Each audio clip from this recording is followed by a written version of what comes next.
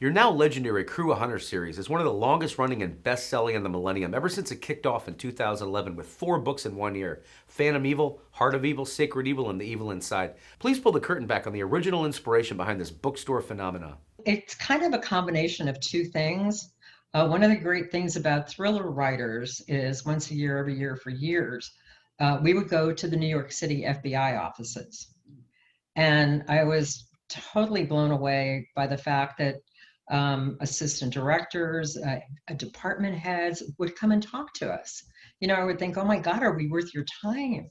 But they considered it important to talk to people because if they are on something and they need your help, they want you to think, oh, the FBI, let me help. Not, oh my God, it's the FBI. You know what I mean? So they're a lot of their um, feelings had to do with that. And I was bowled away by the information about the FBI we were able to get. So I definitely wanted to use the FBI. And one of the times when we were there, I was talking to a young woman who was saying, oh, no, no, lots of FBI agents are together. They're just not usually in the same unit. So I had to make sure that my unit was separate and special so that these people could wind up together. And since the rest of the world thinks you're crazy, it's probably best to wind up with someone else who, has learned that they see the dead. As far as that goes, if I do believe, uh, yeah, my mind is open. I have not yet seen proof. Uh, have not seen a ghost on, Letterman or anything like that yet. So or on the news. Um, but my mind is open, and I do think, having grown up in a very interesting Anglo-Catholic family, uh, they're very much so. Your Nicene Creed, I believe in the Holy Ghost. So we're saying to begin with that we do. Um, Also, just I've had so many fun people in my life. My father-in-law was adorable. He was extremely Italian and very religious and believed in something that he called matzah which of course sounded like soup to me, but it turns out that they're Italian leprechauns, and he had seen a lot of them in the graveyard. So um, he, just like I said, the people who I grew up with and a lot of the people who came into my life are very much into the concept.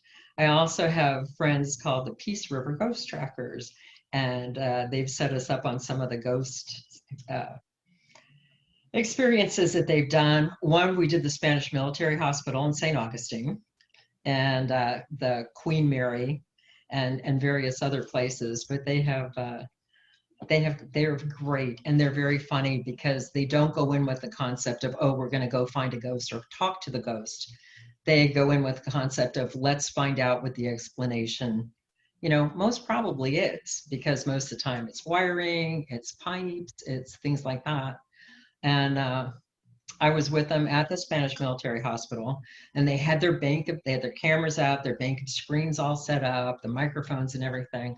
And I was sitting behind the cameras when I saw a large black thing coming over the cameras. And I'm like, oh my God. And I called to one of the guys. I said, Craig, am I seeing something? And he came over to stand behind me and he said, yeah, you're seeing Scott's shadow. He's walking across the room right there. When So I cannot say that I have seen a ghost, but I'm not denying that they could exist. And I also think that they can exist this sounds strange, within the bounds of reality. With characters like Special Agent John Dixon and his team of hunters like Agent Jackson Crow and Angela Hawkins and Jack Mallory and Whitney Tremont and Jenny Duffy, give us a sense of how you create these characters on the page. I was going to say, if you're going to use them again, make sure you keep a Bible. I, I had a very good friend who's very successful, but she was so funny one time because she did a series and did not realize that her character had blue eyes in the first book and green eyes in the second book. So in the third, they were lovely blue-green. It's definitely good to keep a Bible, because even if you're envisioning people, Jackson Crow, I can see almost any time, because when I was growing up in South Florida, and to this day, I love our local Native American culture. I think they're fascinating. I think the survival is fascinating. Um, and they're just all those. When I was a kid, there was a band that played all the time, one of the Miccosukee group. Um, but I just loved everything about them, and I respect it so much too. So I was at Jackson Crow came from somebody I actually met. I was at a Native Music Fest, and we had Native Americans from all over the country at it. And I was talking to a gentleman there who was actually a bassist, but Jackson Crow looks exactly like him and sounds like him. He was very just intelligent, well educated. He was also a wonderful bass player, but it just sometimes you use people that you see, and sometimes you kind of put together people that you know, and then sometimes you draw people right out of the air. So it depends. But I think the most important thing with the series is not even just the way they look, but remembering their character traits.